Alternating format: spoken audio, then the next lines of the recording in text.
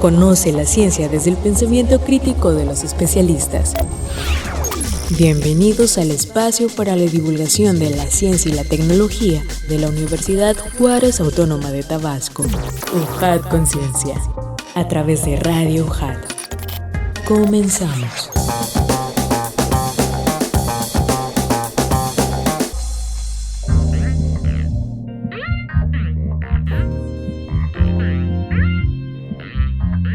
Hola amigos, ¿cómo están? Bienvenidos sean una vez más a UJAT Conciencia, este espacio para la divulgación científica y tecnológica de la Universidad Juárez Autónoma de Tabasco. Sean bienvenidos a Radio UJAT, 107.3 FM, voz universitaria, y en internet en radio.ujat.mx. Nuestra ubicación es Avenida Universidad Sin Número, Zona de la Cultura, Colonia Magisterial, Villahermosa, Centro Tabasco, código postal 86040, nuestras siglas XHUJAT.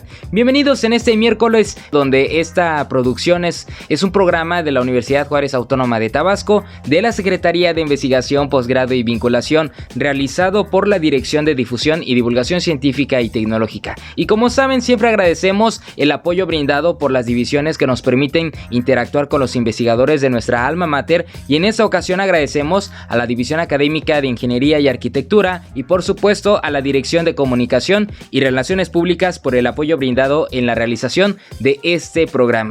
Comunidad Juchimán y todos los que nos están escuchando en este momento, sean parte de nuestra comunidad científica y compartan sus comentarios y preguntas en redes sociales. Búsquenos en Facebook, Twitter, Instagram y YouTube como Ciencia y Tecnología UJAT. Y por supuesto también estamos en nuestro podcast semanal en Spotify para que escuchen más contenidos de las entrevistas e invitados que hemos tenido a lo largo de este tiempo. Vamos a escuchar una información hablando de este contenido que tenemos para todos ustedes y ahorita regresamos.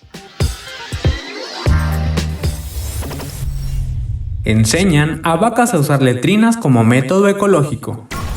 Según un estudio publicado en la revista Current Biology, investigadores muestran que las vacas pueden ser entrenadas para usar letrinas, lo que permite recoger y tratar los desechos, limpiando así el establo y reduciendo la contaminación del aire, así como creando granjas más abiertas y respetuosas con los animales. Para enseñar a los terneros a usar esos depósitos, proceso que denominaron entrenamiento Mooli, el equipo de científicos internacionales trabajó al revés. Empezó por premiarlos cuando orinaban en la letrina y luego les permitieron acercarse a esos depósitos desde fuera cuando necesitaban orinar. Cabe destacar que en una granja en la que las vacas hacen sus necesidades al aire libre mientras pastan, la acumulación y propagación de residuos suele contaminar el suelo y los cursos de agua locales. Esto puede controlarse encerrándolas en establos, pero en estos espacios cerrados, su orina y heces se combinan para crear amoníaco, gas de efecto invernadero directo.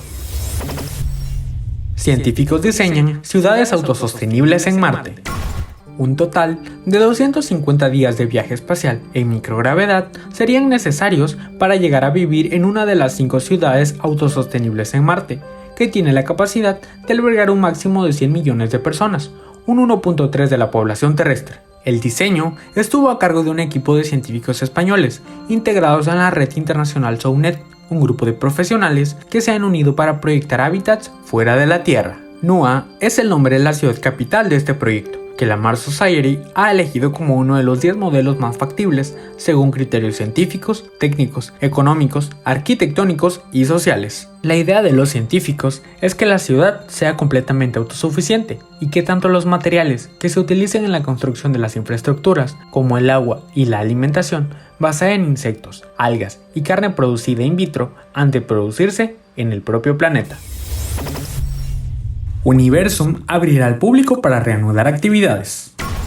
Autoridades de la Universidad Nacional Autónoma de México y de la Embajada de Italia en México inauguraron a puerta cerrada la exposición italiana El Arte de la Ciencia, primera que Universum, Museo de las Ciencias, realizan desde marzo del año pasado, cuando el recinto cerró con motivo de la pandemia de COVID-19. La exhibición estará abierta al público a partir del 25 de septiembre, día en que el recinto reanudará actividades, aunque solo durante los fines de semana, con horarios de 10 a 16 horas. La UNAM creó este museo con el propósito de despertar vocaciones científicas. Es visitado por niños, jóvenes y adultos, a los que se busca motivar para que revaloren la ciencia y la correlación con las distintas expresiones humanas, como el arte.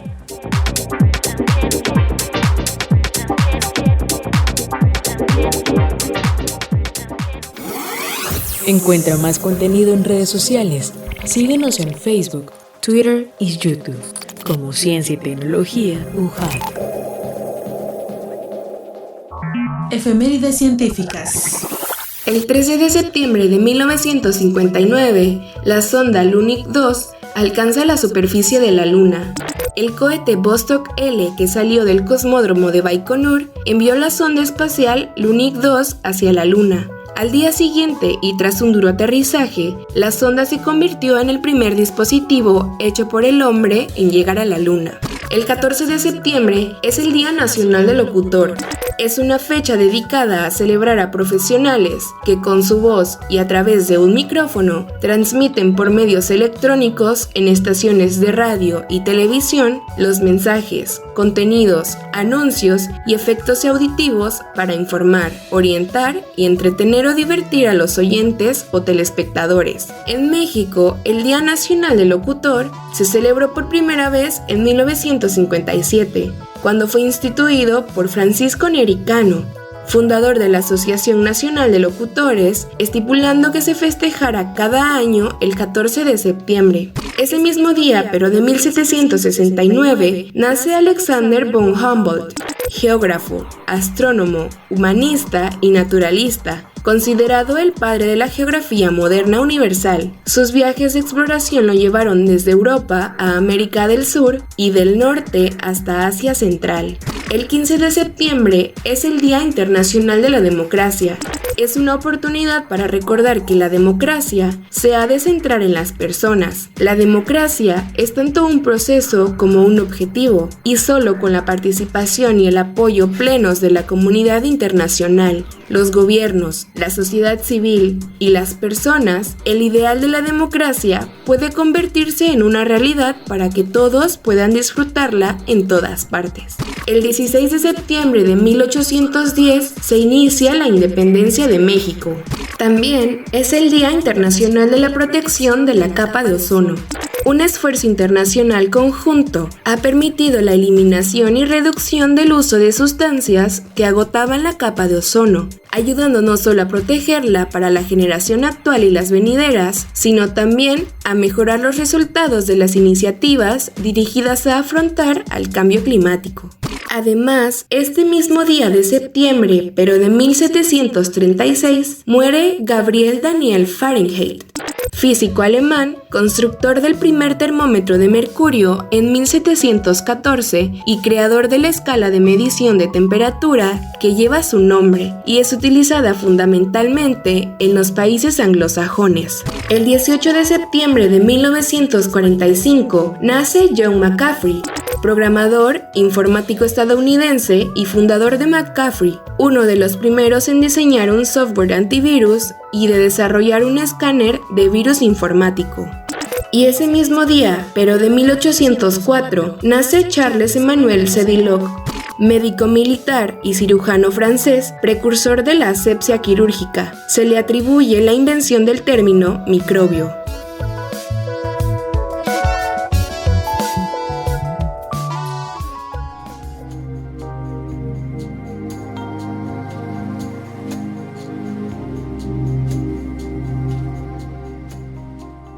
Auditorio, muchísimas gracias por continuar con nosotros. Soy Adrián de Dios y aquí estamos con nuestro invitado de lujo de esa ocasión. Nos da muchísimo gusto que nos acompañe el profesor e investigador de la División Académica de Ingeniería y Arquitectura, el doctor Sergio Alberto Díaz Alvarado. Doctor, bienvenido, ¿cómo le va? Hola, gracias por la invitación. La verdad es que para mí pues es un gusto venir con ustedes a hablar un poco de lo que se trabaja en la División de Ingeniería y pues en particular sobre qué es mi área de trabajo, ¿no? Que espero que sea de interés y que motive esto a estudiantes a seguir trabajando en estas líneas, ¿no? Y vamos a escuchar diferentes términos aquí, doctor, ahorita nada más escuchando su biografía, que la voy a leer a continuación, y es algo que se empieza a notar un poco más en esta zona del país, ¿no? En esta región. Les voy a platicar, auditorio, un poco de la trayectoria del doctor, y es que el doctor Sergio Alberto Díaz Alvarado es ingeniero civil egresado de la Universidad Juárez Autónoma de Tabasco,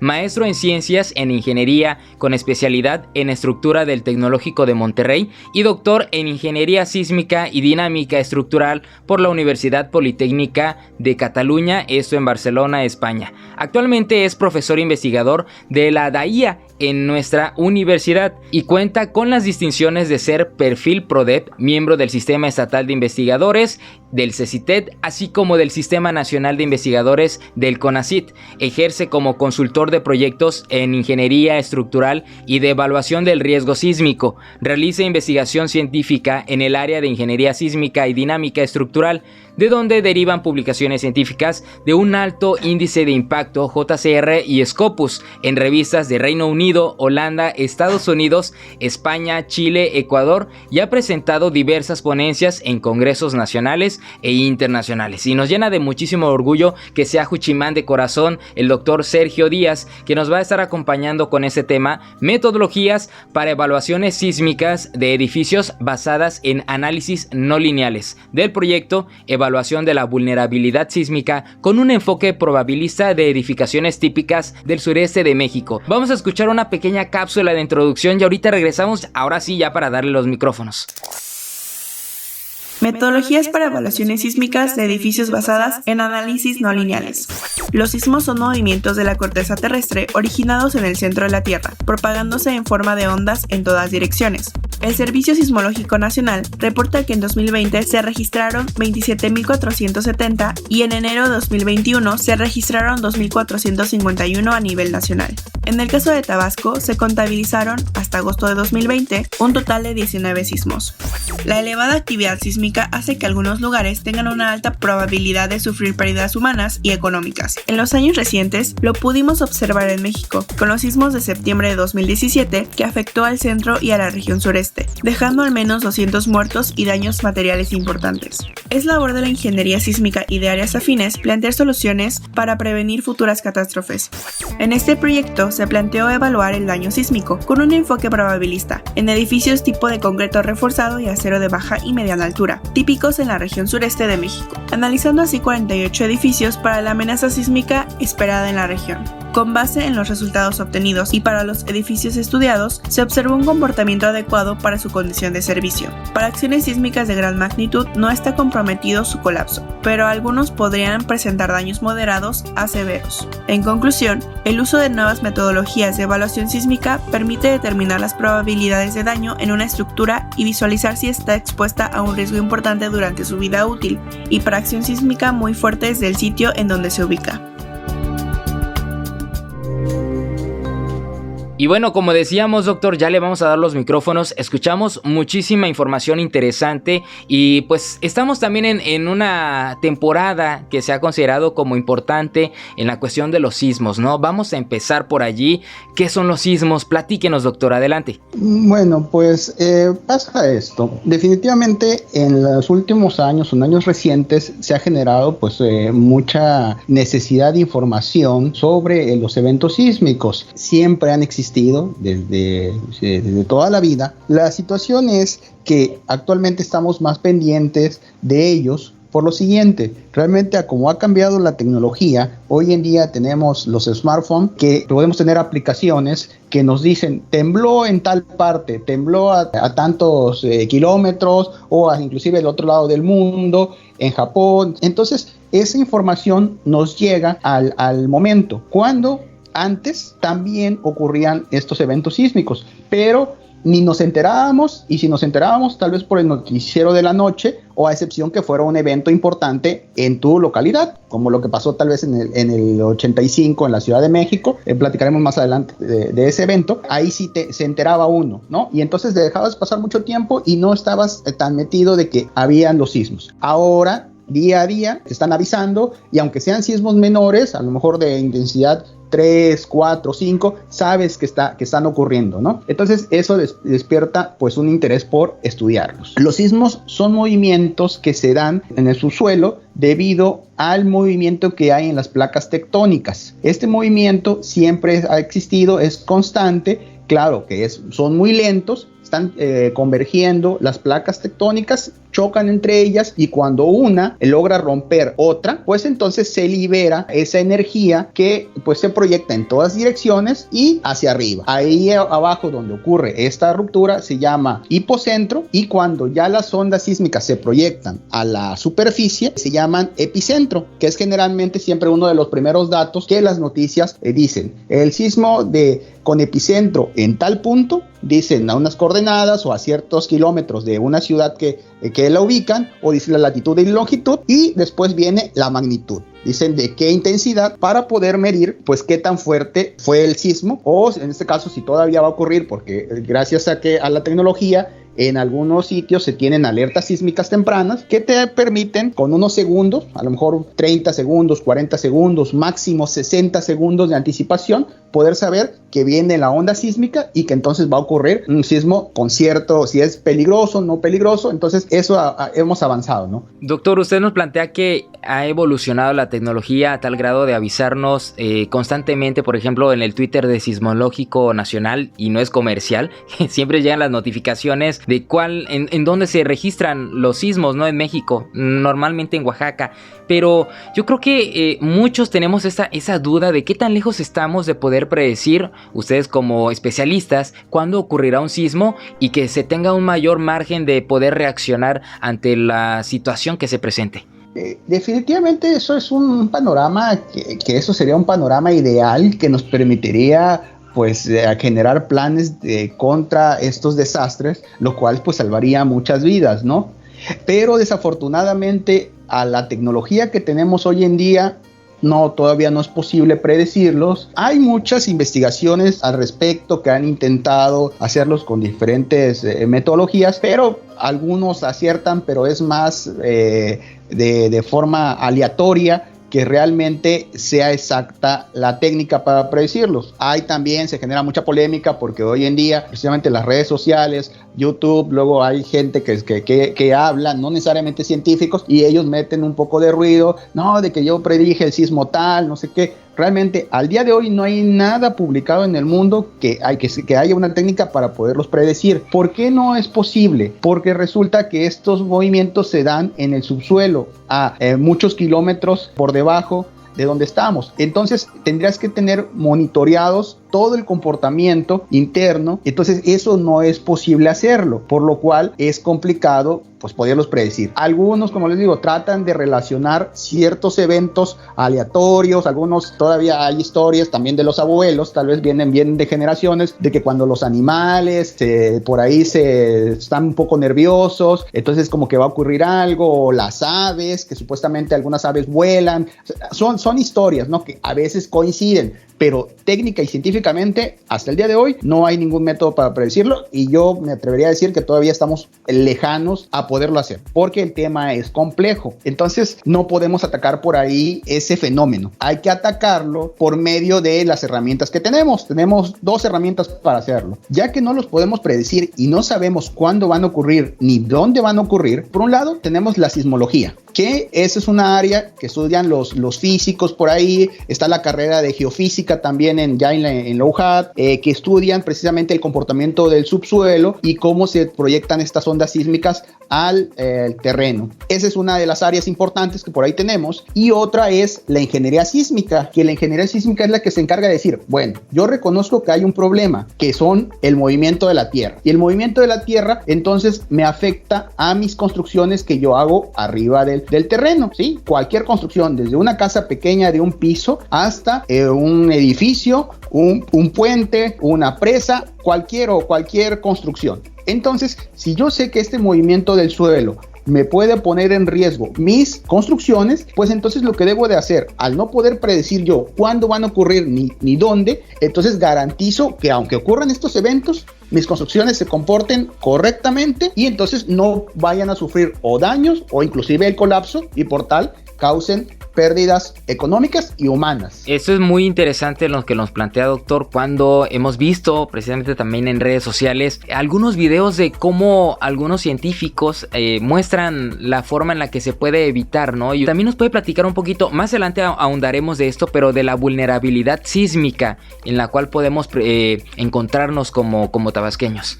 Sí, definitivamente a raíz del evento de 2017, yo todavía no me encontraba en tierras tabasqueñas, estaba por ahí todavía en Barcelona, España, terminando prácticamente mi doctorado, y pues me llega a mí la información enseguida por mis familiares de lo que ocurrió fue el 7 de septiembre del 2017, pues ocurre el sismo con una magnitud muy grande de 8.2, me llega la información y pues sí, enseguida me parece que fue en la noche de acá de Tabasco, y pues sí, todo el mundo hablando de lo fuerte que se sintió. No sé si te tocó vivirlo por ahí, para que me cuentes también tu experiencia, cómo viviste ese evento, si te tocó vivirlo. No, hombre, ¿qué le puedo decir, doctor? A mí también me tocó, pero tiene su casa en el tercer piso de un edificio, imagínese la psicosis, se fue la luz. Y ya me imagino también cómo lo vivieron otras personas. Sí, definitivamente los eventos sísmicos cuando les toca, bueno, antes no, nada de mayores. Me acuerdo de uno muy pequeño que me marcó, fue a lo mejor uno de mis primeros eventos en una casa que vivía en Cárdenas. Me acuerdo que la imagen que me queda por ahí marcada es ver una pecera que teníamos en casa, cómo se movía de un lado a otro y el agua llegó a desbordarse. Me acuerdo que mis papás en ese entonces me dicen, vamos a movernos al marco de una puerta, que ese es un lugar seguro. Simplemente ellos lo decían, o tal vez por conocimiento que se ha transmitido. Ya después, hoy en día que yo ya estudio eso, entiendo que es una de las cosas correctas o que se supone que se debe hacer si ocurre un sismo. Entonces me acuerdo que nos pusimos ahí y ver la pecera moviéndose es algo que me marcó, ¿no? Entonces sí, de esos eventos sísmicos cuando te tocan, te marcan y a veces uno no sabe qué hacer, ¿no? Porque realmente es más que a veces si eres religioso, pues encomendarte o al Dios que veneres y pues esperar que la construcción soporte. Entonces, cuando ocurren este evento de 2017 aquí en Tabasco, pues se genera toda una necesidad de voltear a ver el sureste del país, decir, oye, a ver qué está pasando aquí, ¿no? ¿Por qué se presentó ese sismo? Y la realidad es que siempre hemos tenido una mediana peligrosidad sísmica en este territorio, causado sobre todo por la costa Pacífico hacia Chiapas. Aquí esto es una zona que siempre ha estado, o se genera, Chiapas siempre tiene muchos movimientos sísmicos y que pues se pasó los parámetros, fue un sismo muy grande que sí nos llegó a afectar, ¿no? Hubo por ahí, me parece que sí, algunas muertes y algunos edificios pues sí tuvieron algunas fallas importantes, ¿no? Tal vez no un riesgo tan alto como otras ciudades, pero hay un riesgo. Y al haber un riesgo, pues hay una necesidad de estudiar estos fenómenos aquí en el estado, ¿no? Y doctor, pues precisamente un tema que llega a estos momentos, pues es lo ocurrido hace unos días. Casualmente coincide, ¿no?, con lo ocurrido en 2017 y nos vuelve a suceder como nación un sismo. ¿Qué nos puede platicar al respecto? Definitivamente se volvió a mostrar el potencial sísmico que tiene México, el cual pues es muy interesante y pues expone una peligrosidad constante y elevada que tiene el país. Ahora bien, pues se generó mucha polémica por el hecho de la coincidencia de las fechas del mes de septiembre, que pues coincide, como comentaste, con el sismo de 2017. Sin embargo, hay que entender que pues es simplemente una coincidencia. Si uno ve el panorama de cómo ocurren los sismos a lo largo de la historia de México, podemos tener un dato que han estudiado, por ejemplo, el Servicio Sismológico Nacional, que a lo largo de la historia de 200 años en México, ellos tienen algunos registros históricos y desde que empezó la instrumentación sísmica en el país, por ahí de los años 60, 70, entonces ellos tienen medidos como unos 65 sismos de magnitudes mayores o iguales a 7. Entonces, ¿qué es lo que pasa? Si vemos esa relación de 200 años entre esos 65 sismos que se han presentado de esas magnitudes importantes, entonces más o menos tocaría de que casi cada 3-4 años en México se va a ver o se va a sentir pues un sismo importante de estas magnitudes. Entonces pues ya tocaba simplemente, ya habían pasado del 2017 al día de hoy, ya estamos 4 años, entonces es más o menos lo que se espera pues tener un sismo importante. Entonces realmente es eso, es la sismicidad importante que tiene siempre México y que pues ahí más que asustarnos es no olvidarlo, no porque de pronto ocurre y gracias a, pues en este evento no hubo grandes afectaciones ni en Guerrero, ni en las ciudades aledañas, ni en la Ciudad de México, no por eso olvidarlo, ¿sí? Por ahí me parece que sí hubo desafortunadamente un fallecido en el evento, pero no fue más allá, ¿no? Entonces hay que siempre tenerlos presentes que pues México atraviesa esta problemática y entonces pues hacerle frente mediante estudios de vulnerabilidad y de las construcciones que ya están hechas para garantizar que sean seguras y garantizar en los nuevos reglamentos de construcción que estén acorde a todas las nuevas investigaciones que se hacen, donde pues se intenta mejorar lo que se está construyendo para precisamente sean construcciones resistentes a los sismos. Hay que trabajar con eso, tenerlo presente para que el gobierno pues esté interesado en siempre procurar que las ciudades sean resilientes, ¿sí? Estén capacitadas para hacer frente a estos eventos. Eso desde el punto de vista técnico. Y desde el punto de vista tal vez desde el hogar, pues tener una cultura desde tener una simple pues mochila o un maletín para emergencias, entonces donde enseguida y hablarlo con la familia, oye, dado caso de que se presente un sismo, pues vamos a actuar de esta manera, un punto de reunión tal vez, donde se tenga a la mano esta mochila con papeles importantes, con cosas para poder tratar de evacuar lo más pronto posible. Entonces le digo, es hablarlo de que puede ocurrir y pues estar preparado. Por eso es importante también cuando se presentan los eventos de los simulacros, sobre todo que se hacen en esta época, que cae normalmente siempre los 19 de septiembre de cada año se hacen simulacros, entonces pues tomarlos en serio, tomarlos con responsabilidad, participar para estar prevenidos ante estos eventos. Un caso particular que pasó en este sismo de la semana pasada y que también ha pasado ya en otros sismos anteriores de la Ciudad de México es que se generó mucha alarma por las luces que se vieron en el cielo. Mucha gente, ¿qué es eso? ¿Por qué? ¿Qué es lo que pasa?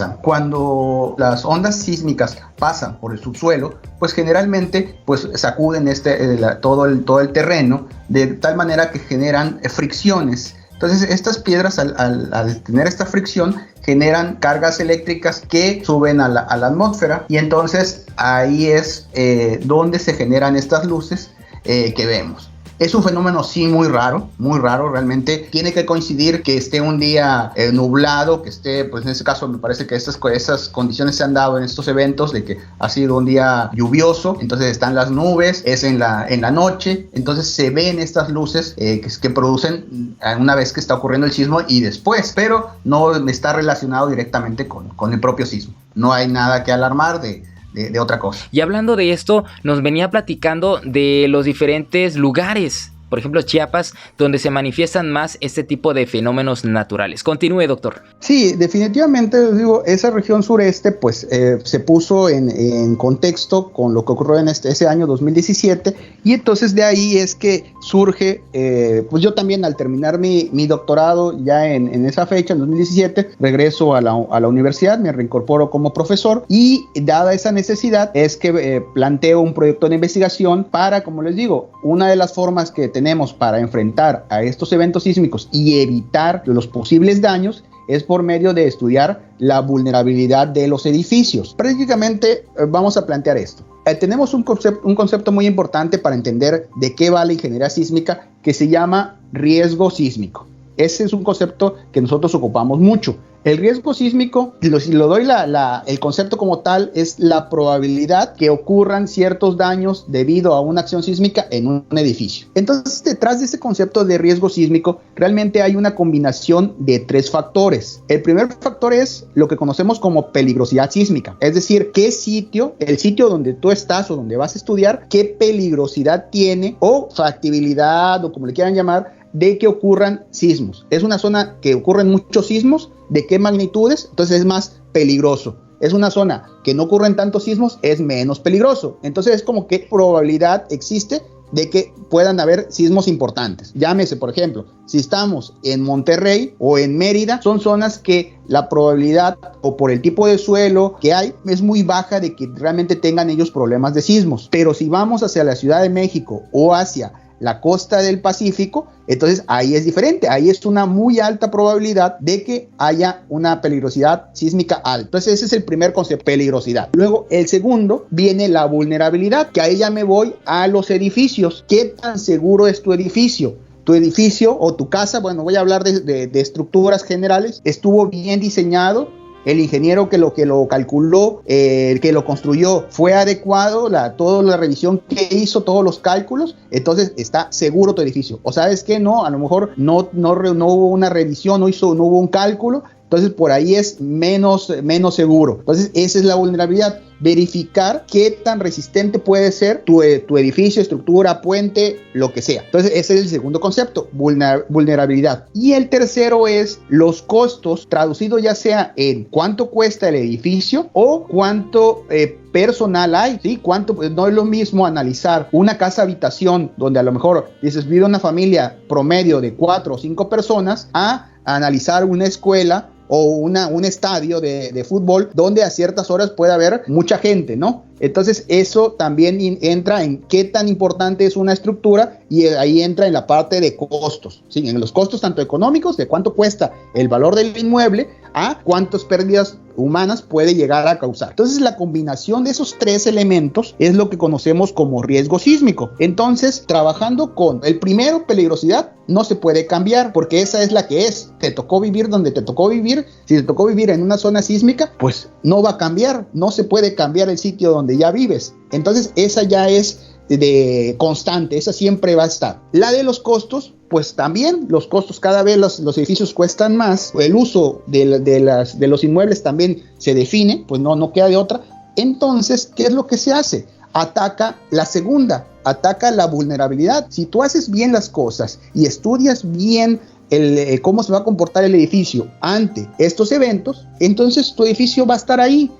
Tiemble, ocurra un sismo muy importante, lo va a soportar. Si no haces bien las cosas, pues vemos las consecuencias que si buscamos por YouTube podemos ver muchos videos de edificios que desafortunadamente pues han colapsado y que causan pues pérdidas humanas, ¿no? Que es lo más triste. Tenemos que trabajar con eso, ¿no? Tratar de prevenir esos desastres importantes, hacer las cosas bien, estudiar bien los edificios y entonces vamos a lograr prevenir el riesgo que tiene ese edificio de sufrir daño. Sí, claro, no, hombre, doctor, y es lo que usted nos está planteando en su estudio, ¿no? Que decía que plantearon evaluar el daño sísmico con un enfoque probabilista. Platíquenos más en este sentido de su investigación. En el proyecto se planteó estudiar por ahí 4 ciudades del sureste del país, una Villahermosa, Tapachula, Tuxtla Gutiérrez en Chiapas y Oaxaca.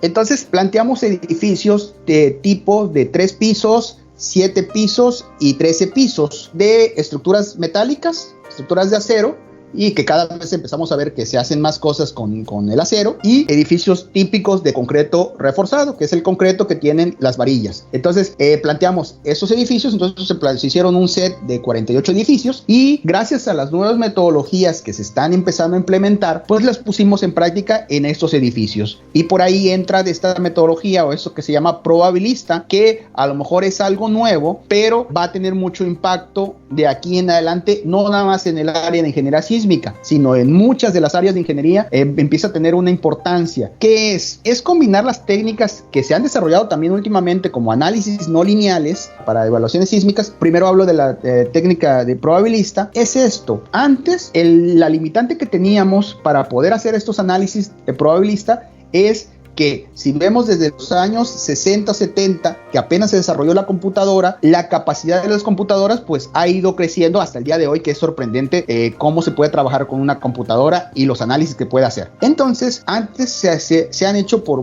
muchos años algo que le llamamos análisis deterministas. El análisis determinista es hacer un solo caso en estudio, ¿sí? Un valor promedio de cierto, vamos a pensar, la resistencia del concreto, nosotros le llamamos, el concreto resiste muy bien esfuerzos de compresión, ¿sí? Entonces, estos esfuerzos de compresión tomamos para un análisis determinista un valor promedio, la mitad, decimos, hacemos varias pruebas y entonces el valor promedio es el valor que tomamos para hacer nuestros análisis y nuestros diseños, porque pues no tenías la capacidad de hacer muchos análisis. Dice, oye, a veces cuando se empezó el análisis estructural, no existían de la computadora y todo se hacía a mano. Después ya existieron las primeras computadoras, los softwares que se usan, pero pues las prisas te hacen que hagas un caso promedio.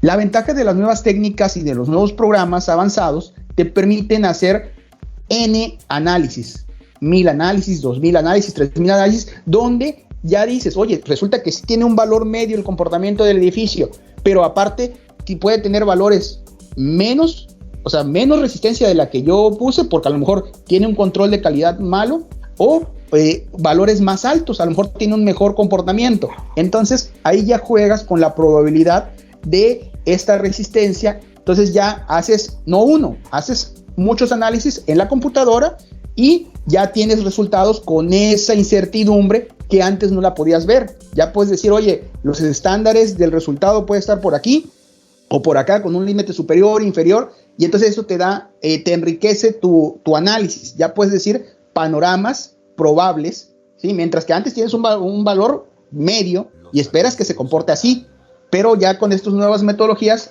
ya amplías un panorama y haces que los resultados sean más reales con lo que puede llegar a ocurrir. ¿Y qué resultados han obtenido en esta investigación, doctor? Sí, al final esta metodología probabilista la combinamos con herramientas también modernas. Te hablo de los últimos 10 años, 10, 15 años por ahí, que se empezaron a implementar, que son los análisis no lineales. Los análisis no lineales son análisis muy poderosos para el análisis sísmicos, donde pasa esto.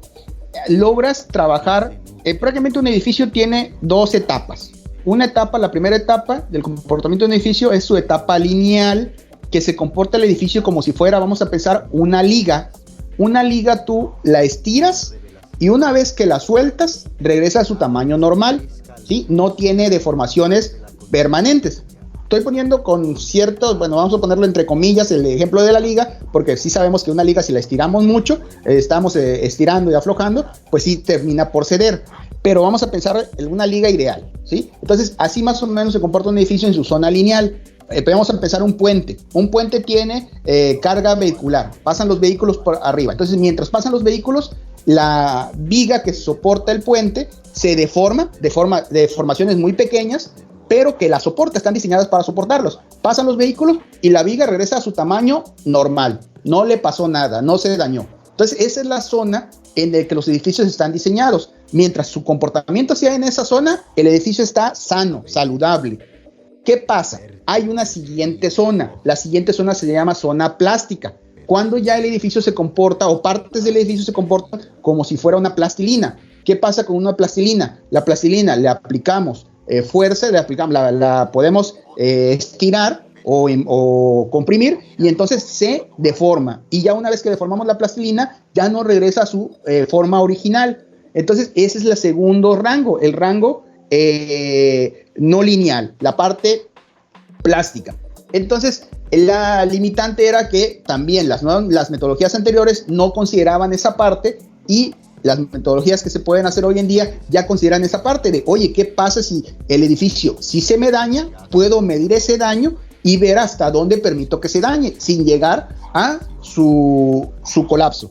Entonces de ahí es que nos basamos en combinación de técnicas avanzadas, de no lineales, que logramos. Hay técnicas muy avanzadas, como por ejemplo la que se llama análisis dinámico no lineal, donde prácticamente recreamos el fenómeno sísmico igual a que estuviera ocurriendo. Ponemos un acelerograma, que son los registros sísmicos que se toman, y de una estación, y la metemos así, la aceleración contratiempo, hacemos el análisis real y vemos segundo a segundo, fracción de segundo, porque realmente es muy exacto, vemos el comportamiento que tiene el edificio ante esa acción sísmica. Entonces, y desde que va en su zona sana hasta que vamos incrementando la magnitud de esta acción, hasta que lo llevamos al colapso del edificio. Entonces ahí podemos ver todo, desde que está sano el edificio hasta su zona plástica y finalmente el colapso. Y eso nos ayuda a ver un comportamiento muy completo de la estructura. Y si eso le sumamos la parte probabilista, pues tenemos análisis muy completos que nos ayudan a tomar decisiones. Entonces, por ahí fue de lo que hicimos. ¿Qué obtuvimos? Obtuvimos definitivamente que para zonas con sismicidad media o baja, como la que hay en Villahermosa y en Tuxtla Gutiérrez, definitivamente con un buen diseño, si se hace un diseño que cumpla las normativas, el comportamiento esperado de las estructuras no deben de tener ningún problema, cumple satisfactoriamente, ¿sí? Entonces zonas de media a baja, cumpliendo el reglamento, no tienen problemas.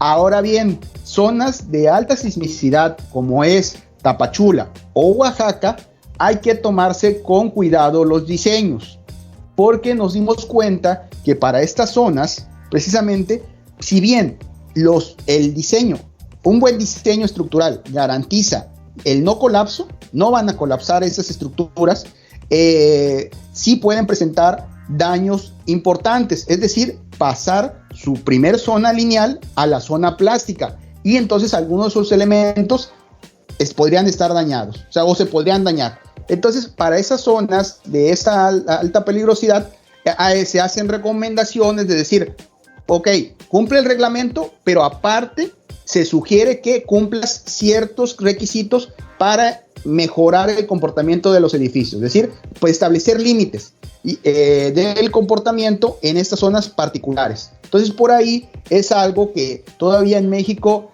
hay mucha área de oportunidad para trabajar.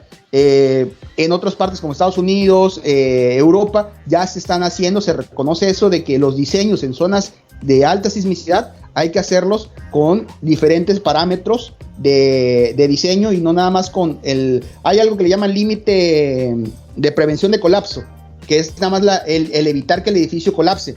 Pero por otro lado, es decir, no nada más el objetivo debe ser que el edificio no colapse, ese es el principal objetivo, pero después de ese oye, tampoco quiero que se me dañe, porque si se me daña mi edificio, me cuesta, tiene un costo de reparación, y a lo mejor sí, logro el objetivo de salvar vidas, pero por otro lado, un edificio tiene que estar estable y sano para soportar los sismos. No puede ser que entonces yo les deje una estructura dañada o un edificio dañado y después lo exponga a que venga un siguiente sismo y ahora sí, no lo reparé y ahora sí pase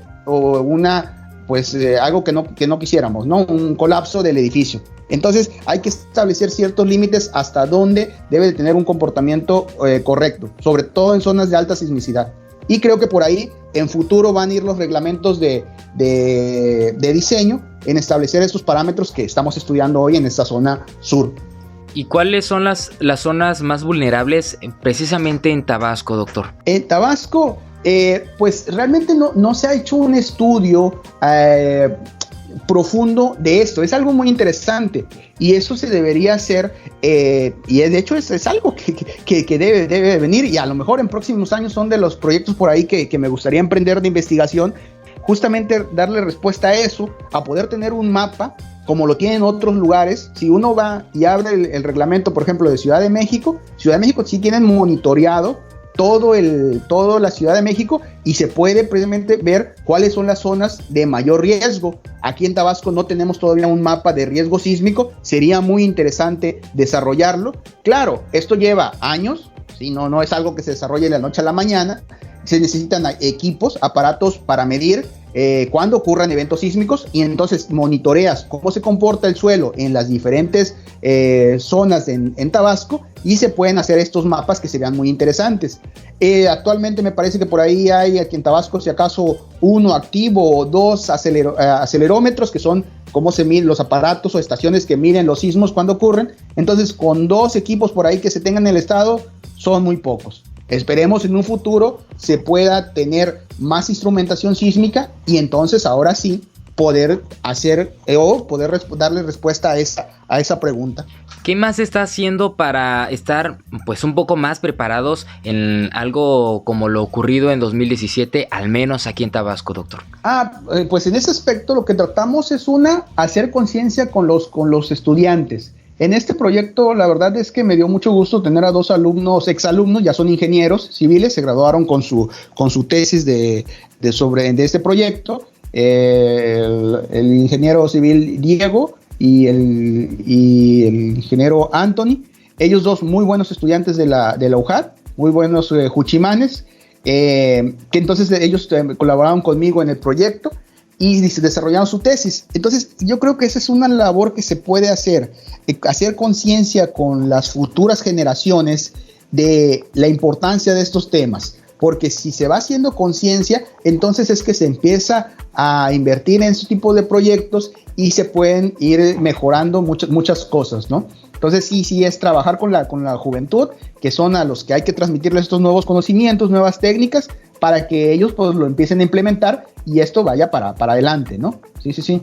Yo me acuerdo que cuando yo estudié, pues soy juchimán, orgullosamente juchimán, iba en sexto semestre de la carrera de Ingeniería Civil y me tocó irme de una oportunidad de verano de la investigación, el famoso verano de la investigación que pues ya tiene muchos años, no sé por qué generación vayan, ya veo que van bastantes generaciones de verano de la investigación. A mí me tocó ser una de las primeras, por allá de 2005, 2006, por ahí, y me tocó ir a la UNAM. Trabajé con un doctor que es doctor en ingeniería sísmica. En ese entonces yo no sabía que me iba a dedicar a esto, pues yo fui porque me gustaba, veía la ciencia como algo que me atraía y me gustaban las estructuras, la ingeniería estructural. Entonces pues vi que había una oportunidad de ir a la UNAM. Soy fan de los Pumas, entonces me tocó ir a ver partidos de Pumas al estadio de CU y pues fui a aprender acerca de los sismos allá a la torre de ingeniería de la UNAM. Entonces eso me marcó, me gustó mucho el tema, lo que me enseñó este doctor, el doctor Eduardo Reynoso, y me dejó marcado. Y entonces de ahí dije, oye, es interesante este tema. Posteriormente termino mi carrera, me estudio una maestría en estructuras y después pues me voy a estudiar el doctorado en ingeniería sísmica y hoy en día pues es a lo que me dedico y recuerdo muy bien esa parte del verano porque digo, oye, desarrollé yo, fue tal vez algo que me marcó y pues me llevó por este camino y la verdad es que le agradezco mucho al programa, a LOCAT, porque pues por eso hago lo que hoy, o a lo que me dedico hoy, ¿no? Y espero que futuras generaciones emprendan también ese camino y más gente tabasqueña pueda tener estas habilidades de hacer mejores estudios de la parte de ingeniería sísmica, estudiar bien la vulnerabilidad de los edificios y evitar futuros desastres, no nada más en Tabasco, sino en todo el país, ¿no? Tener ingenieros de muy buena calidad en el área de estructuras. Esa es la forma, digamos, desde la parte académica que puedo aportar. Qué interesante escucharlo y es muy fascinante saber que pues forma parte del verano de la investigación, aprovechando a los chicos que están escuchándonos, que como bien dice doctor, que se animen a participar. Y ahora también pues siga platicándonos pues qué debemos entender y comprender en relación a este tema como ciudadanos y cómo podemos incorporar ese conocimiento a nuestra vida cotidiana. Ok, muy, muy interesante. Sí, al final todo esto se tiene que traducir en una cultura. Es una cultura no nada más del parte del ingeniero, ¿sí? Del especialista, sino de parte también de la ciudadanía. ¿Desde qué perspectiva? Desde ser conscientes que hay cierto riesgo, ¿sí? en las construcciones, no dar por sentado que tu vivienda, el edificio está sano, ¿sí? Sino pensar y exigir pues, que las cosas se hagan bien, prever, estar informado siempre de qué hacer durante un evento sísmico. Si se ve que alguna estructura está dañada, pues reportarla y de hacer, pues vengan a ver las condiciones en las cuales puede estar, si corre un riesgo o no corre un riesgo, ¿no? Yo creo que si hacemos esa cultura de prevención, definitivamente vamos a evitar futuras catástrofes, ¿sí? Eso por un lado.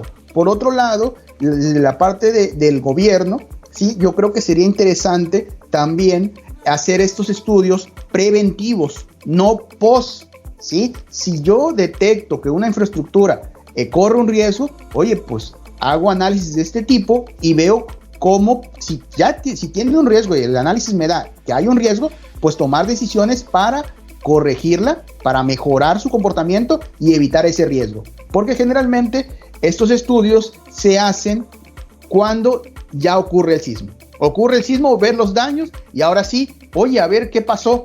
Y no, la cultura tiene que ser al revés, antes. Te comento, por ejemplo, en Japón, los japoneses que han vivido siempre con los sismos, ellos que tienen una cultura, si tú vas a Japón, ellos en la entrada de los edificios tienen unos semáforos, de un semáforo, ¿sí? Tiene los 3 colores como un semáforo normal, y entonces esos semáforos se activan, están en verde, están en color verde, y entonces ocurre un sismo, y si el edificio después del sismo está sano, sigue en verde el semáforo. Si el semáforo detecta que el edificio por ahí tuvo daños, se pone en amarillo. Ojo, precaución, no es que se vaya a caer, pero el edificio tiene algo, ya no está sano. Y si de plano, si ya está en riesgo de caer, se pone en rojo. Ojo, evacúen, no se puede entrar a ese edificio. Entonces, ellos trabajan eso en la prevención antes de que ocurran las cosas. Entonces, tal vez eso es lo que se tendría que hacer como sociedad, exigir que se hagan este tipo de cosas, estudios, antes de las cosas, antes de que ocurran, ¿no? Entonces, eso es prácticamente. Y siempre estar informados, o tener, siempre digo, una cultura de una posible evacuación, tener tal vez una mochila con kit básico de supervivencia, dado caso que ocurra un evento, te dé tiempo a lo mejor de salir de tu casa con esa mochilita, lo más importante, qué es lo que se puede hacer. Por ahí en los primeros módulos platicábamos lo de que me pasó cuando era joven, de que mi papá me decía que me colocaba debajo del marco de una puerta. Eso es algo que se recomienda porque se supone que en un edificio o en una casa habitación, una de las partes más resistentes son los marcos de las puertas, porque tienen elementos, un castillo y una cadena que se supone que son los que deben de resistir más que los muros, ¿no? Entonces, si te pones ahí, es una probabilidad. No hay nada garantizado, ni que eso es, no, definitivamente no. Eso puede pasar, sí, pero si está bien construido. Si no está bien construido, pues se puede caer de todos modos toda la vivienda. Lo mejor es tratar de evacuar, ¿sí? De forma ordenada, ¿sí? No desesperarse, y tratar de evacuar, y eso es lo que recomendaría. Tener esa cultura, estar informado siempre. Colaborar en los simulacros que se hacen. Esa cultura también viene en participar en los simulacros sísmicos, que muchas veces por la cultura tal vez mexicana nos los tomamos a broma, pero hay que empezar a ser un poquito serio en ese aspecto, ¿no? Si somos serios en ese aspecto desde que los niños están en la primaria, podríamos ir cambiando la mentalidad y la cultura sísmica en el estado y en el país. Oiga, doctor, y hablando de esta misma cultura, fíjese que en lo personal, y creo que hablo por muchos, pues a veces hasta nos ponemos a pensar qué pasaría, o estamos viendo las luces o el foco que está colgando a ver si no tiembla, porque a veces sentimos que tiembla. ¿Cómo podemos lidiar con eso? Y usted que estudia este tipo de situaciones, ¿qué nos puede aconsejar también?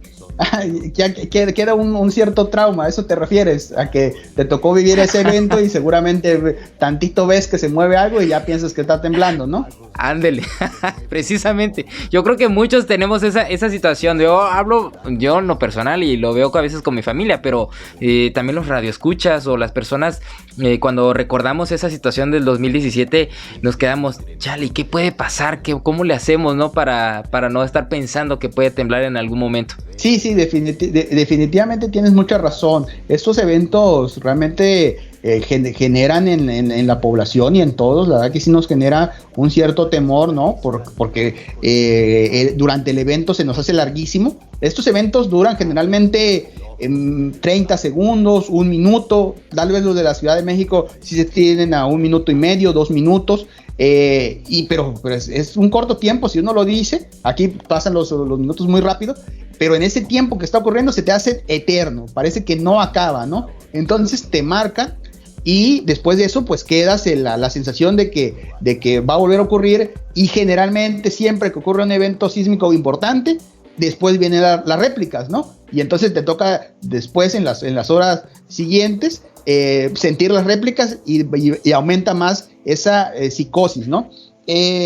Definitivamente es algo complicado. No me lo había preguntado yo, qué hacer, cómo quitarse ese miedo.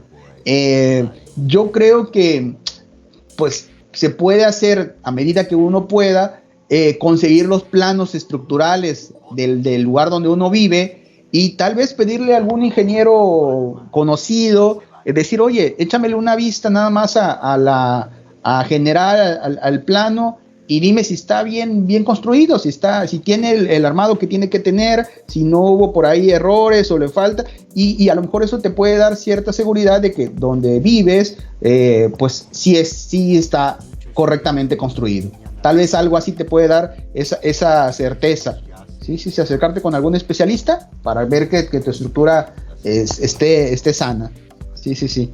Yo a mí me toca, mi hermano vive en la Ciudad de México y siempre estoy al pendiente de cuando noticias, porque pues la Ciudad de México es, así que por las características del subsuelo que tienen, es una zona de alta sismicidad. Entonces siempre estoy muy pendiente de eso por mi hermano que vive allá, ¿no? Entonces sí, en todos los aspectos nos pega, ¿no? Y más ahora que, como decimos, tenemos el smartphone que suena y dices, oye, tiembla en tal parte, ¿no? Acaba de ocurrir la semana pasada en el sismo de Haití, que pues es una zona muy humilde, y que a ellos en 2010 les pegó ahora, y sí ha causado bastantes muertes, y económicamente el país queda devastado, ¿no? Entonces vemos eso en las noticias y nos marca. Pero pues pensar que si las cosas se hacen bien, no deben de pasar estos eventos. Doctor, qué agradable charla hemos tenido con usted en esta ocasión, y se nos está acabando el tiempo, pues es importante que nos pueda platicar pues la fuente de financiamiento de ese proyecto que nos tiene aquí reunidos. Sí, este proyecto, la verdad que le agradezco mucho al programa PRODEP, que pues es un organismo que ayuda bastante a los profesores, que, como es mi caso, que terminamos un doctorado. Me ayudó primero con una beca para estudiar mi doctorado en el extranjero, y cuando uno regresa, pues tiene el compromiso de eso que uno estudió, pues plasmarlo en un proyecto, y financia el proyecto. Entonces eso fue lo que realmente ayudó al proyecto a salir. Con ese proyecto, pues lógico, se pudo ayudar a comprar equipo de cómputos, programas de cómputos, que son los que se ocupan para hacer estos análisis. Ayudó también a que mis estudiantes tuvieran becas para estudiar, para presentar en congresos. Estamos por ahí, tenemos sometido por ahí un artículo científico que esperemos pueda salir como resultado del trabajo con estos alumnos. Entonces, Pues sí, agradecerle mucho ese financiamiento que realmente ayuda a los profesores investigadores que estamos iniciando, ¿no? Que estamos metiéndonos en este mundo para poder darse a nuestro punto de partida, y de ahí para adelante, ya empezar a buscar otros financiamientos más importantes que ayuden a tener un mayor impacto en la investigación. Pero sí agradecerle mucho al PRODEP y por supuesto a la UJAT. ¿Sí? Y a mi división. ¿Y quiénes más participan en este estudio, doctor? En este estudio tuve la colaboración de dos profesores con los que trabajo. Tenemos un grupo de investigación que formamos, el doctor René Mora y el doctor Francisco Magaña. Con ellos trabajé por aquí en Tabasco, y generé un vínculo importante con profesores de la Universidad Politécnica de Cataluña en España, con el doctor Luis Puyades, con el doctor Luis Pinzón, que Luis Pinzón es de Panamá, y el doctor Yeudi Vargas, que es de Colombia. Entonces se generó una sinergia importante, trabajar con ellos. Se generaron artículos durante este tiempo en trabajo simultáneo. Entonces dio muy buenos resultados en trabajar de esa forma internamente con los profesores, con mi grupo de investigación. Empezamos a dar los primeros pasos de un grupo de investigación que esperemos que el próximo año poderlo pues subir a cuerpo académico, y de forma internacional, pues estos vínculos que siempre ayudan bastante, te abren pues muchas oportunidades, y que pues esperemos seguir conservándolos para futuros proyectos, ¿no? Ojalá así sea, doctor. ¿Algo más que quiera añadir antes de despedirnos? Pues simplemente invitar a la gente, a los estudiantes, no nada más de la UJAT, a cualquier estudiante de ingeniería civil que esté pues escuchando, de cualquier universidad, que si les gustan esos temas, pues quedo a sus órdenes, pues para platicar, para que sus inquietudes, motivarlos. Es una área muy bonita, no les voy a mentir, no es una área fácil. Definitivamente mis horas me ha costado de leer, tener que trabajar la computadora, madrugadas, infinidad. Pero al final vale mucho la pena, es un área muy bonita, es bueno que tanto el Estado como en México se enriquezca teniendo gente, especialistas en estas áreas, porque lo que haces es que garantizas que en el futuro no ocurran los desastres que hemos visto, ¿sí? Y eso es mucha ganancia. Realmente se puede aportar bastante si se hacen bien las cosas con pues, una mejor preparación que ayude y colabore a la sociedad, ¿no? Entonces invitarlo a eso, a que se motiven, a que se pueden. Yo fui estudiante igual, egresado de Juchimán, y pues gracias a Dios me ha tocado pues desarrollarme tanto a nivel nacional como a nivel internacional. He tenido pues oportunidad de andar por muchos lados, y lo mismo, todo inició con una inquietud de decir, oye, primero quiero ser ingeniero civil, y de ahí durante la carrera dije, me gustan las estructuras. Después vi el reto de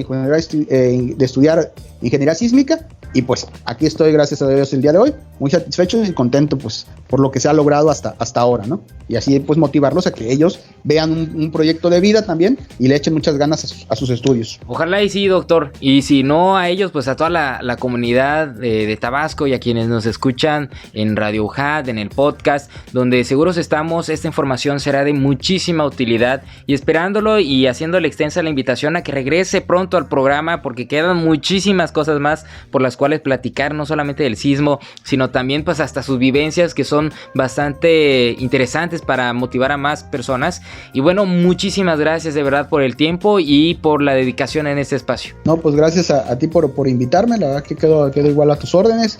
La verdad que es una experiencia, es la segunda vez que me toca estar en radio. Te comentaba pues que ya había sido hace un par de años, y es algo que creo que es una buena experiencia para uno como académico, pues contar lo que uno vive, ¿sí? Porque muchas veces si no lo hacemos queda ahí en papel, importante, sí, porque pues tiene que estar sustentado, pero siempre también creo que cada vez más la difusión ayuda bastante al impacto que pueda tener uno.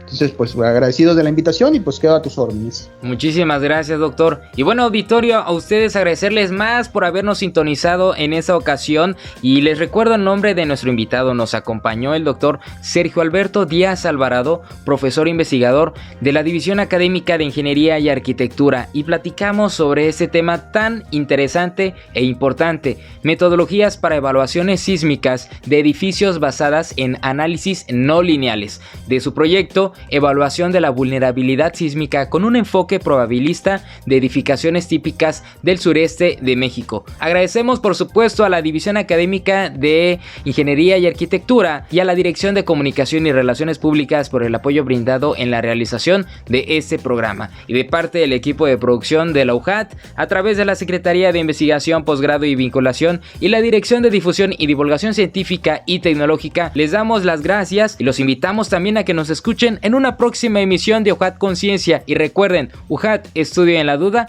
acción en la fe. Esto fue una producción de la Secretaría de Investigación, Posgrado y Vinculación con el Centro de Comunicación y Radio UJAT. Los esperamos en la siguiente emisión en UJAT Conciencia.